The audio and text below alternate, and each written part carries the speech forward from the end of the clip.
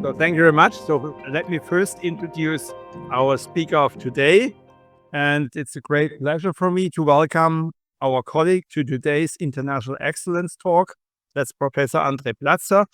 He is the holder of the Alexander von Humboldt Professorship for Artificial Intelligence at KIT since 2023 as a part of the Humboldt Day today. He studied computer science and mathematics at the University of Karlsruhe. That is great for us. And he received his PhD in computer science from the Karl von Ossietzky University of Oldenburg in 2008. Since then, he has been affiliated with renowned computer science department at Carnegie Mellon University in Pittsburgh, where he was appointed full professor in 2020. In 2015, he held a visiting professorship at Cornell University. And in 2019, he conducted research as a Humboldt Research Fellow and DFG Mercator Fellow at the Technical University of Munich. And that's why we are asking before, who is number one? Since 2023, he is a professor at KIT and the leader of the research group Logic of Autonomous Dynamic Systems at the Institute of Information Security and Dependability. His research addresses the central question, how can we trust computers to safely control physical processes? To tackle this, André Platzer develops formal verification methods and logical foundations for cyber-physical systems, systems in which software interacts with a real physical world, such as autonomous vehicles, robots, and aircraft. In today's lecture titled Logic of Dynamical Systems for Flight Safety, he will explain how logical reasoning and formal verification contribute to the reliability of flight systems, offering insight into how we can ensure the safety of increasingly autonomous technologies. It's a great pleasure for us to have you here today, and the floor is yours. Well, after these warm words of welcome, it's of course a distinct pleasure to be here and tell you something about my favorite topic, which is logic of dynamical systems. But I'll make it easy for you. I'll talk about what I deeply care about in terms of aircraft, because flight safety is a challenge that you'll probably be very intimately interested in as well every time you get in an airplane. So, what are those dynamical systems? Well, dynamical systems, that's the mathematics of time, right? So it's every time that a system is changing its state over time, you really describe this as the mathematics of time via a dynamical system. We've got this in car control systems and aircraft control systems and trains and robots and lots of other things as well. These are called cyber physical systems also. So in the sense that there's a cyber component that computes, that communicates, that controls, but there's a physical component, something that moves, something that flies, which is together making it even more exciting. Well, that makes it exciting, but also makes it important to get it really right. Well, and that I believe is where the important insight of dynamical systems comes in, which is if you are describing how an aircraft is flying through the air, there's some trajectories that are good because they're far enough apart from the aircraft, and there's other trajectories that are bad because they get too close for comfort. So for instance, if you look at this aircraft here, this strong right turn is a brilliant trajectory, but any of the left turns are going straight are bad trajectories because they get way too close to the aircraft. And that's the kind of thing that a pilot shouldn't be doing. But on the other hand, that's also the kind of thing you need to assure ahead of time before the aircraft is taking off, that none of those close encounters of the wrong kind can ever happen in reality. And that's the dynamical systems prediction question, because this is, at the end of the day, a question about the prediction of their future. And Niels Bohr said that predictions are difficult, especially if they're about the future. And that's true here as well, of course. But the point is that the key observation is that, well, the path that an aircraft is taking is a path that is defined at every point in time. But how you best describe it is solely through the local direction, something that says, well, I don't really know where the aircraft is flying to in the long term. But on the other hand, at the moment, the pilot is steering on a strong right curve trajectory, right? And so at the moment, this is how the system is characterized. So locally, you have a description of its future. And the key question is, well, let's look at the entire future, everything that happens in the next 7 hours of flight. Are all the positions we ever get to safe ones? If yes, I guess we can start flying. If potentially no, I guess we rather shouldn't. And that's where the mathematics and that's where the logic comes in to go and describe this and we have and master it. Well, here's an example. This is an aircraft collision scenario where two aircraft are in literally colliding trajectories and they would collide if they would keep flying. Well, then clever people jumped in and said, nope, let's not do that. What the aircraft should be doing is take the curved paths instead.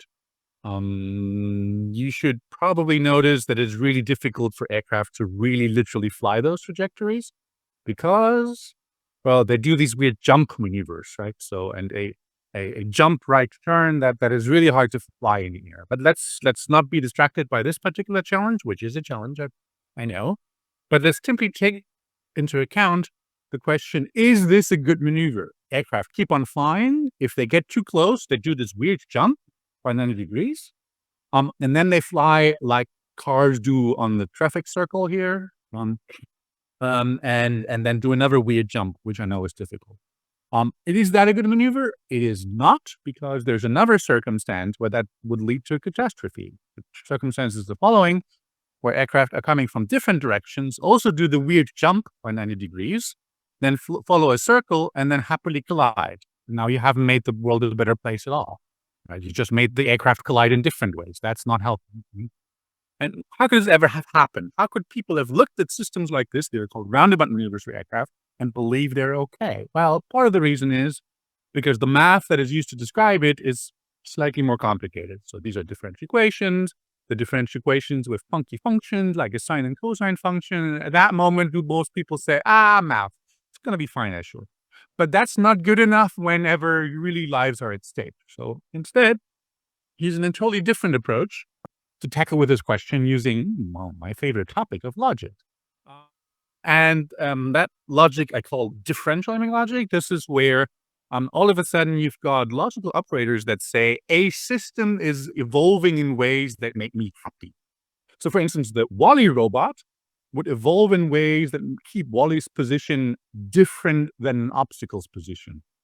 And hey, if that's always true, I guess I can use the Wally robot and let it go, right? If it never collides. And that, of course, is supposed to mean something like wherever Wally is moving to, the position that Wally will have gotten to is different, right? Because it depends on the steering angle, but in either way, will the position differ from the obstacle's position? And hey, if that's true, I guess it's safe to turn Wally robots on. Now, turns out we need to be a bit more precise about what Wally can do. It's not okay just to watch the movie and call it a day. We have to describe this somehow and let there be more mathematics for the job. And in particular, that there also be some computer science for the job, because that's good. Right? And in particular here, the description is something as always when my Wally robot is checking some conditions, like is a start braking condition true? If the start braking condition of position and obstacle is true, then I guess I should start braking, putting a negative value in my acceleration. And when I'm done with that, I follow a differential equation. Differential equations would sound spooky, but that's the wrong attitude. They're awesome because you can describe the world with them. So for instance, here, the differential equation that says, my position is changing with a derivative that equals the velocity. That sounds legit. My velocity is changing with a derivative that equals the acceleration. That sounds legit. And the acceleration I defined up here in this control program. Right, and then we keep on repeating this. The point is, you see here a mini example of what would happen if we describe what a robot, the Wally robot, is doing. And you can now ask much more precisely, is all motion of this thing such that it's collision free? If it is, yay, otherwise, nay. Not all motions of this thing are collision free because, hey, the robot might even start in a collision state. And it cannot be true that it never collides if it starts with a bloody nose, right? So love the extra volume, by the way. This is awesome, right? Okay, but logic is really good at managing these additional assumptions by saying, it's not always right, but If we start at a collision-free state, and if our brakes work and some additional assumptions like this, then all behavior of the Wally robot makes it safe. These are the kinds of things that once you state correctly, all you need to do is prove them correctly, and then you're done. And that's what logic is really good at as well. Well, more formally, you can describe like systems that take decisions, like fly up or fly down, or turn left or turn right. Systems that do things one at a time, like fly up, stay up in the air, then fly down again, or do repetitions repeatedly. So that's how that works. And here's an example that is approaching the roundabout maneuver that we had, where we say if we have an aircraft that has a way of following a left curve, has a way of going straight, has a way of turning right, then we can overall about it ask the question, if there's a mountain, which I placed strategically at the position 0, because every mountain is always at position 0, trust me. Then if this is true in the beginning, is it true the entire time? Brilliant, thank you. Is it true the entire time that the aircraft will not collide with a mountain? And that is also false, because that depends on how the aircraft is being steered. If it's ever the scenario that an aircraft is going straight when the mountain peak is right in front of it, of course it will collide with the mountain peak if you're unlucky. So that means you really need some control conditions that say, aha, if the mountain peak is right in front of you, going straight is a horribly bad idea. If the mountain peak is left on your left curve, flying a left curve is a horribly bad idea. But if you find out sufficiently many of those control constraints, can you make the flight of the aircraft safe as well? And with that technology, can we first of all, for instance, figure out actually provably safe ways of flying roundabouts that I talked about earlier, that are not just, they work most of the times, and sometimes they do not, but can also smooth out those weird jumpy corners that we had on the first slide, right? The point where the aircraft say, let me do a straight out 90-degree turns which the passengers at least hate on aircraft. Let's put it this way, right? So that can be proved, right? And you can take it a step further. One of the things we did with that is look at what's called the next generation airborne collision avoidance system. So step back. Unfortunately, there were a couple of mid-air collisions in the 50s, 60s, 70s. And during that time, a system called TCAS, so Traffic Collision Alert System, was developed to save people traveling on the air. And it saved many human lives, but it was developed from before computer programs were important. That meant somebody programmed it somehow. And that meant it worked really well some of the times, but not so well at other extreme times. And then whenever there was a close encounter, they analyzed this and said, how could this happen? Let's write another piece of program in front of it that prevents this. If the aircraft are flying up and down like so, then maybe do it differently. That could have caused additional challenges, of course, right? So no problem. You write another piece of code in front of it to prevent that. You can imagine after some number of fixes to the system is really hard to understand what's going on it, right? So, but still, the TCAS system has been a life-saving device. And so the Federal Aviation Administration tasked MIT Lincoln Labs, to be precise, with developing a new system that is better and meant as a replacement. And that one's called ACAS-X, so the Next Generation Airborne Collision Avoidance System, where also a pilot is being told when to fly up and when to fly down as a function of where other aircraft are next to it. Naively, if another aircraft is below you, a descent maneuver is probably most of the time a bad idea, right? But there are exceptions to this rule as well. And so what they designed is a big artificial intelligence, market decision process, a system that is optimized to avoid encounters, and then realized that this needs a safety analysis, dropped it in our laps and said, you go ahead and do the safety analysis for it. But it's a gigantonomously difficult and challenging system. So the way we approach this is with logic, otherwise we wouldn't have survived. And then prove and compare the system. So we sort of designed a new system that is a replacement and always safe, and then compare that system to what's really implemented and hope and pray for the best. And the good news is that 97.7% of the 500 billion regions in the state space of the system were provably safe or could not be improved upon. That's good news. Not so good is the news that 15 billion of those regions have counterexamples, such as, for instance, cases where our aircraft used to be flying up, while the intruder aircraft used to be flying down. And for some reason, the ACAS-X version that we looked at back then gives a do not climb advisory. So pilots stop climbing, which has the downside that if the pilot listens and does not climb anymore, then you cause the collision of the two aircraft. That would not have happened if the system would have kept quiet and the pilots were doing whatever they were doing a moment ago. And that's an example of the kind of help that people do not appreciate because it's a help that makes matters worse rather than a help that makes matters better. And of course, what you really want about the next generation airborne collision avoidance system is a justification why it always only helps and avoids collisions. Right? It cannot always avoid collision. Like if the aircraft are like this, there's no way of avoiding a collision. But if the aircraft start far enough apart, it should never allow the pilots to accidentally fly somewhere where you don't have a way of averting catastrophe. As you can imagine, 15 billion counterexamples is not a fun number to be working with for the people designing the system. So they asked us, can you maybe find less problems in the system? And we looked and saw that, yes, indeed, oftentimes out of these 15 billion mistakes in the system, does the system give bad advice and ultimately change its mind to make up for it? It's something like climb and later on say, sorry. I said climb, but I really meant to descend. Yeah? So changing your mind, which is a stressful situation for a pilot, of course. If it says, if you don't do the right thing, you're going to be dead in 6 seconds. You need to be climbing. And later on it says, I should have said descend. Right? This is even more stressful, of course. Right? So, but it is a way of avoiding some of those collisions. And here's an example of this. We say, aha, we could be climbing. And then either later on say, you need to climb more than you're currently climbing. So increase your climb rate. Or something like, you need to be climbing. And later on say, sorry, actually descending. Right? And both of those could be ways of avoiding collisions. Right? And looked at that as well.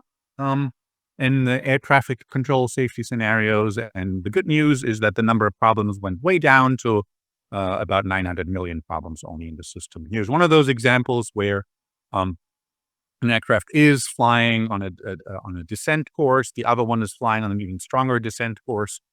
And if you don't act right now, if you don't give good advice right now, there's no way you can avoid a collision of the two aircraft. Whereas if you would have acted just a tiny little bit earlier on, there would have still been a way of preventing a catastrophe from happening by giving a climb 1,500 feet per minute advisory rather than a maintain whatever you're doing. So keep doing what you're doing is actually bad advice. Right? But at least 900 million mistakes are more fun to work with than 15 billion mistakes. Let's put it this way. What I told you was all aircraft flight scenarios, but the techniques that we're doing is actually not specific to aircraft flight scenarios, right? You can do the same thing, dynamical systems, things that describe the future in terms of, well, control programs, the algorithms that are running, and describe the future in terms of differential equations. So something describing how the state changes over time. That has nothing to do specifically with aircraft. That same thing you can do with cars.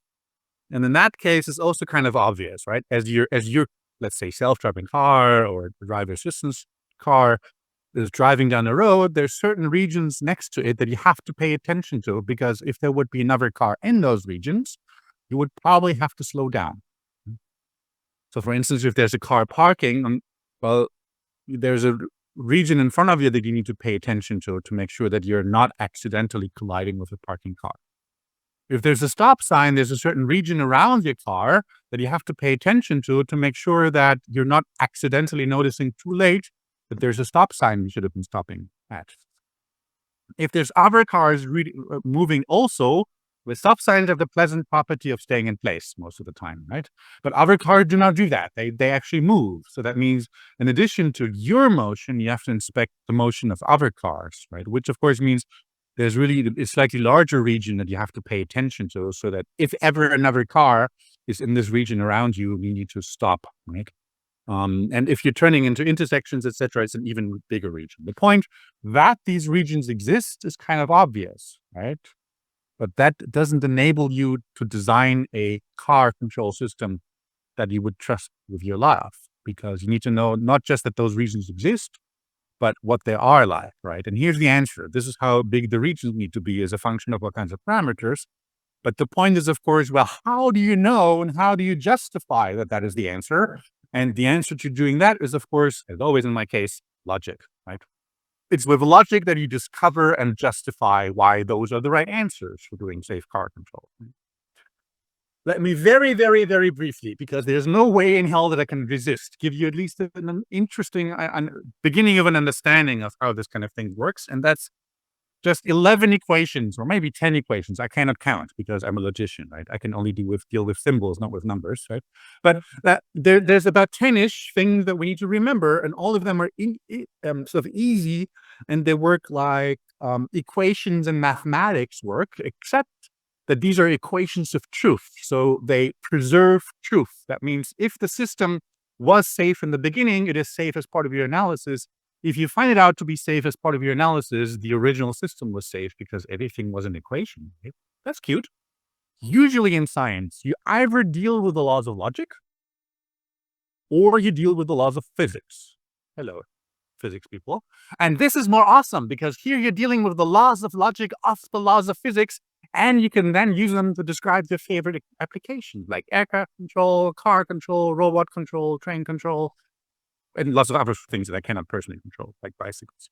And these things are easily justifiable as well. Let's pick on one of them. This, for instance, says, aha, my system has a choice. It could maybe fly up or fly down, or maybe my car could speed up or slow down, or things like that. And if I want that to be safe under all circumstances, then I guess my system is safe under all circumstances that have a choice, if and only if they're safe under all the speeding up scenarios, and independently, they're safe under all the slowing down scenarios.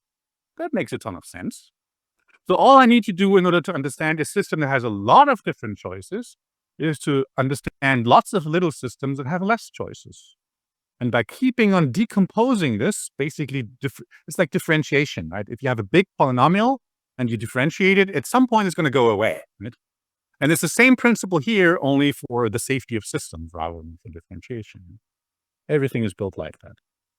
Right, and here comes my absolute favorite slide. There's no way in hell that I can resist talking about this. So here's, for instance, the question.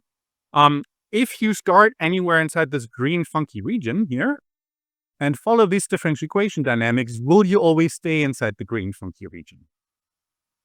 Yeah, well, you could stare at the picture, I guess, and look at the direction, like I guess we're spiraling around here somewhere and maybe we're not leaving it and so on. But that's a very bad way of approaching the question. If this were to describe the flight of an aircraft and your life would depend on getting this answer right. You don't want to stare at a picture and say, oh, I guess that checks out. You want to know for sure. Like the person signaling the horn down there. He also wants to know for sure, right? All right. So, and because that person out there wants to know for sure, right? That person will have used our technology to figure out, aha, wait, but there is an equation of truth between the truth of a future equation and the truth of an equation right now. So this here thing says, always when I'm following a differential equation, so always when I'm spiraling around here, will an equation be true? If and only if an equation is true right now. And that is pure brilliance. Because that's solving Henri Poincaré's problem from 1881 to say, well, how do I know that something, an equation specifically in this case, is true in the future? Again, Niels Bohr. Predictions are hard, especially if they're about the future, but predictions are only interesting if they're about the future. They're not interesting if they're about the past. I could look that up if I wanted to, right? But the point is, an equation is now true in the future. Hard question, but the one I want the answer to. Is my aircraft always safe in the future? Hard question, but the one I want the answer to. And that here thing says that's true if and only if an equation is true right now. And whether an equation is true right now, that's easily checkable. I just plug in my current numbers into the equation and see if I get out 0. That's easy. And because the two are equivalent, do I know with absolute certainty whether an equation will always be true going forward. And that's pure brilliance, all thanks to logic, right? Right, let me summarize. What on earth have we seen now? We've seen that, thanks to logic, the dynamics of the future, like dynamical systems which describe the future, can be predicted with absolute accuracy and certainty thanks to the logic that does logical transformations, truth-preserving transformations. So the questions we care about: is my aircraft safe? Is my car safe? Is my train safe? Is my robot safe? And rewrite this under the preservation of truth to questions that are easy, such as, well, if I plug the numbers into this equation, do these particular numbers meet this particular equation, which is a total triviality? And because everything is preserving truth, we cannot have made a mistake along the way, right? And that, more generally, gives you, on the one hand, very strong analytic foundations. So the point is, you really have the exact same kinds of mathematics that works for whether it's trains or aircraft or robots or cars or anything I haven't even thought of yet, right? On the other hand, it gives you very practical reasoning principles. Like, this is mechanizable, right? So you can write a computer program that helps you analyze things, right? And you can predict things just from those. And it gives you lots of application potentials, etc., as well, and bringing lots of cute areas of science together, or running around the table and solving problems and challenges. And some of the key things that we brought to the table here are, yes, logic and truth. Yeah, programming languages, quantum design. Yeah, fear improving for making people happy. And multi-dynamical systems principles for working for lots and lots and lots and lots and lots of different applications. And with that, I thank you and give you an opportunity for asking questions. Thank you for the very